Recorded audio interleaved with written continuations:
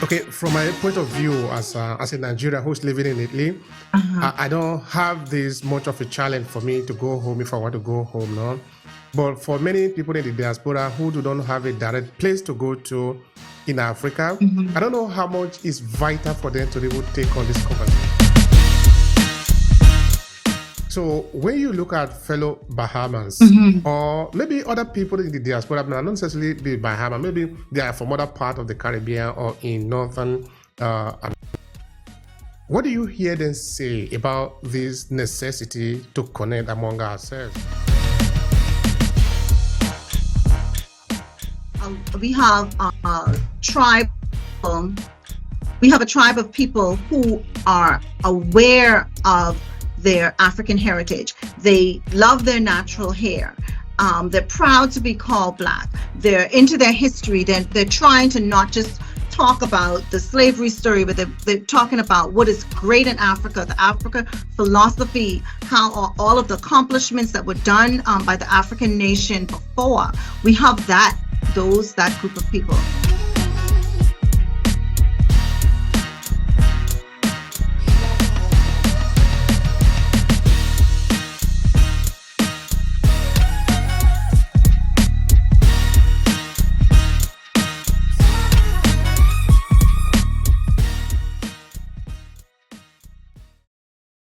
So for me, I know that this trade show that we're having, it's not just about business, but it's going to be a healing to understand that you are the direct lineage of people that survived this journey.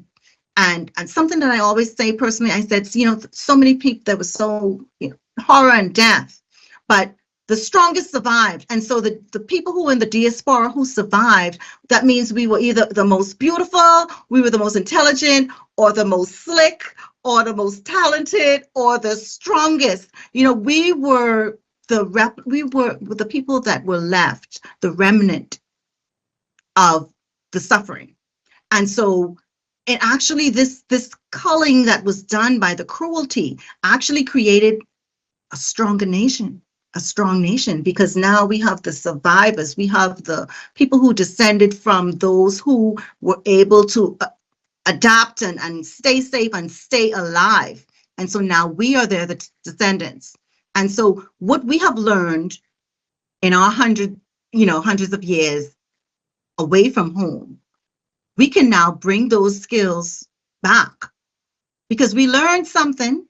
We were far, and we had to learn a way in order to survive. We had to learn the way of the land where we were, and we had to learn the way of the people in order to function. And so that is something new that we can bring back.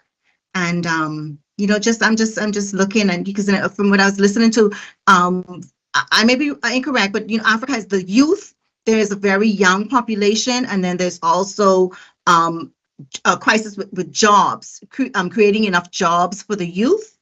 And what we have, when you look at all of the industries in America and Europe, they are run by like Caribbean people. They are run by, the work gets done by the diaspora in these places.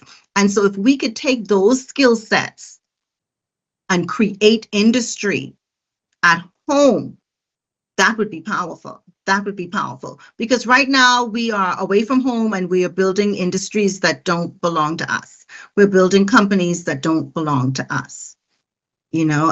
So how about using those Yeah. skills and bringing them Thank you home? so much. Thank you so much for that. That is really a vital point.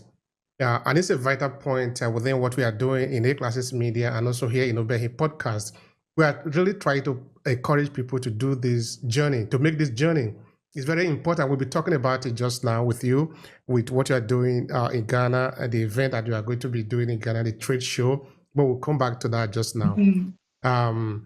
What I want to understand is that, okay, from my point of view as a Nigerian who's living in Italy, Uh-huh. I don't have this much of a challenge for me to go home if I want to go home now.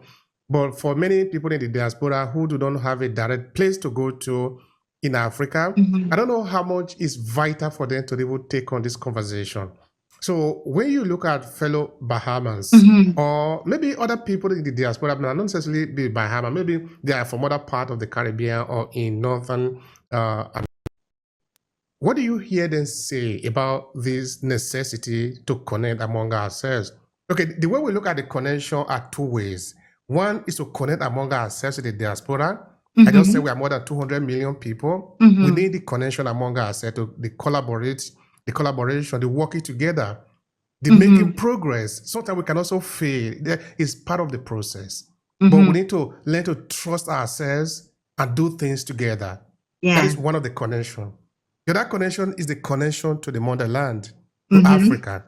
So that too is undebatable. We don't even need to debate it. It's something that we must do. Mhm. But what do the people feel in the diaspora that you know of about this connection, this necessity to connect in 2025? It's split. It's split. We have a tribe. We have a tribe of people who are aware of their African heritage. They love their natural hair. They're proud to be called Black. They're into their history. They're trying to not just talk about the slavery story, but they're talking about what is great in Africa, the Africa philosophy, how all of the accomplishments that were done by the African nation before. We have that group of people. And then we have a group of people who are disconnected from it. They don't see that they are African. They don't see that they're African. So there's an awakening for those set of people that needs to happen to understand that we are all African. And because there's been such, I see you wouldn't know it. I don't think you would know it. But for us in the diaspora, there has been teaching of Africa and you are different. Like there's been such a separation, like your hair isn't beautiful unless it's straight. You're not beautiful unless you're light skin. All these different things, the things like they don't want you wearing you're looking too African. You're wearing too many bright colors. We have done so many things in order to stay out of trouble and out of being, picked on, that as in our mentality, it's oppression. It's oppression. Oppression has taken into I would say, the soul of many of the people in the diaspora. And that's what's caused self-hate. So we have to work with that first.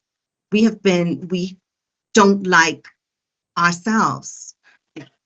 And so that's a big move. That's a big thing that we have to get up. And oppression does that because oppression has different stages, but once it's done systematically for generations and generations, it crushes the identity of the person.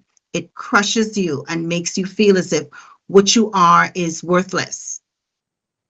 And, it's a real thing. It's a psychological thing. And we cannot deny that it was done. And when you look at, that's part of the reason why a lot of people are so passive, because that's one of the symptoms of sustained oppression, that you have already given up hope. Why should I try? Why should I speak up about it? Because nothing's ever going to happen.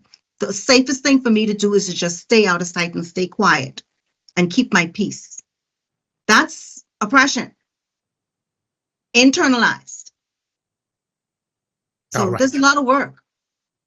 All right. But how do people get baked into this situation, that they sort of get comfortable with the oppression? Is it possible that